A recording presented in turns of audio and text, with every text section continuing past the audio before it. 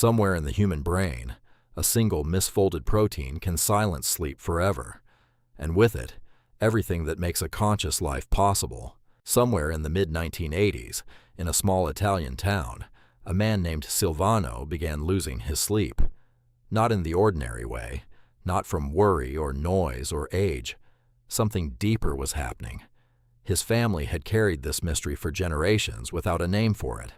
When Silvano finally traveled to Bologna to see specialists, what they found would rewrite what medicine thought it knew about how disease could even work. The disease they identified is called fatal familial insomnia, FFI. It is a prion disease, which already marks it as something unusual. Most infectious diseases require a bacterium or a virus, something carrying genetic material, to do their damage. Prions carry none. They are proteins, nothing more. And yet they can replicate, spread through brain tissue, and kill. Stanley Prusiner at UCSF championed this idea, and in 1997 he won the Nobel Prize for it. Every human being produces prion protein, encoded by a gene called PRNP, located on the short arm of chromosome 20. Under normal circumstances, this protein folds correctly and performs its cellular function without incident. But PRP has what can only be described as a dangerous tendency. Very rarely, it misfolds into a toxic form called PRP-SCI. Once that happens, the misfolded version begins converting healthy proteins around it, one by one, into copies of itself. Kurt Vonnegut wrote about a fictional substance called Ice-9, a form of water that upon contact with ordinary water converts it into more Ice-9 until everything freezes. PRP-SCI behaves with disturbing similarity. One misfolded protein touches a healthy one, and the cascade begins. It does not stop. The infection spreads through neural tissue, and because prion proteins concentrate almost exclusively in brain and spinal cord matter, the damage is always neurological and always irreversible. In fatal familial insomnia, the misfolded prions do not spread evenly across the brain. They target one structure with disturbing precision, the thalamus. This small, walnut-sized region sits near the center of the brain and serves as the great relay station, routing sensory signals, coordinating motor responses, and crucially, regulating the body's sleep-wake cycles. FFI and its sporadic cousin are, in fact, distinguished from other prion diseases, precisely because the thalamus bears the overwhelming burden of destruction. As the abnormal prions accumulate in the thalamus, nerve cells, neurons, begin to die. The loss is progressive and irreversible. The thalamus, once capable of orchestrating the transition between wakefulness and sleep, gradually loses the ability to do so. Holes, literally microscopic gaps, begin forming in the tissue. This sponge-like deterioration is a hallmark of all prion diseases, and in FFI it concentrates where the brain can least afford to lose it, in the circuitry of rest itself.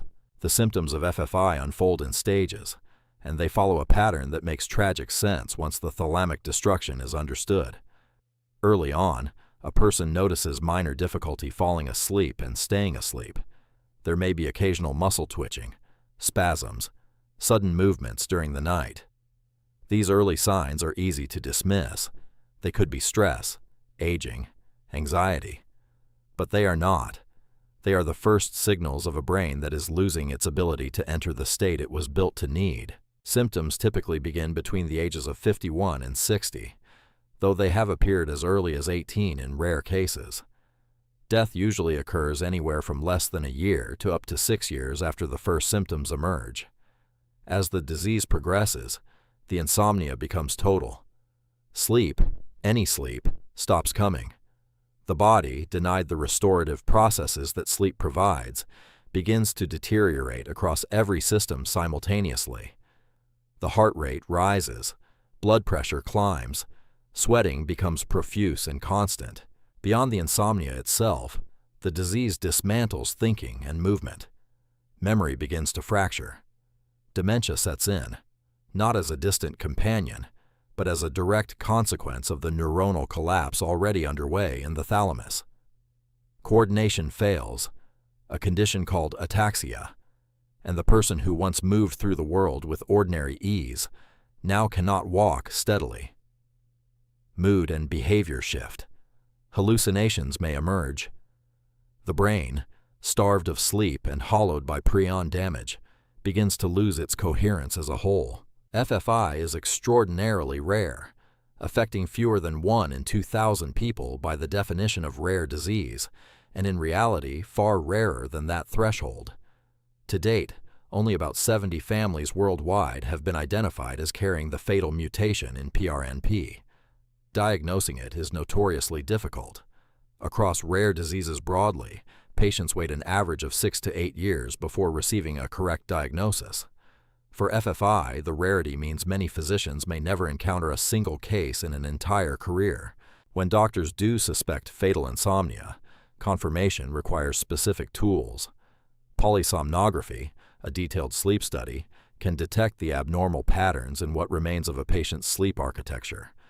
Positron emission tomography, or PET scanning, can reveal the characteristic abnormalities gathering in the thalamus. Genetic testing then confirms the PRNP mutation.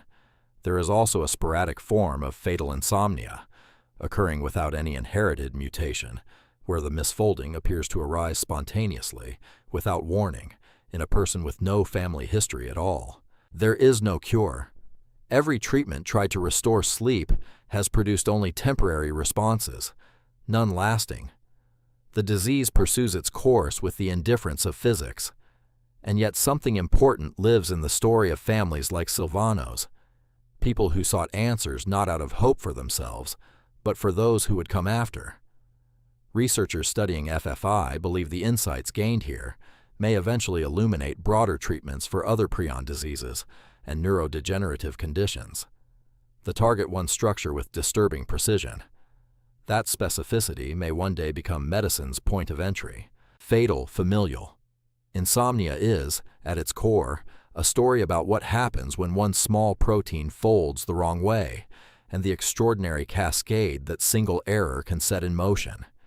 It reveals how much of human consciousness, rest, and identity depends on a structure most people will never think about. The thalamus hums quietly at the center of everything. When it falls silent, everything else begins to follow. If this story moved or intrigued you, a like and a subscribe would be genuinely appreciated. It helps more people find content like this.